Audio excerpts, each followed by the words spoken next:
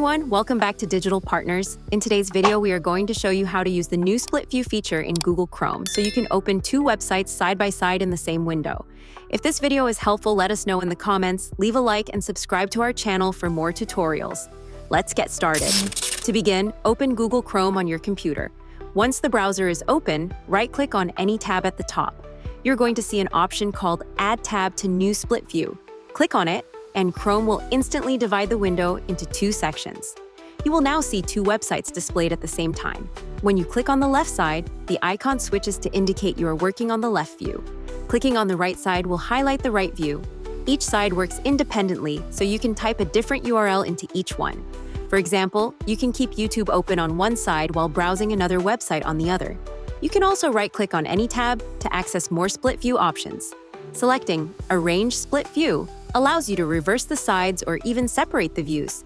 Choosing to separate them will turn the split view back into regular tabs. And that's it.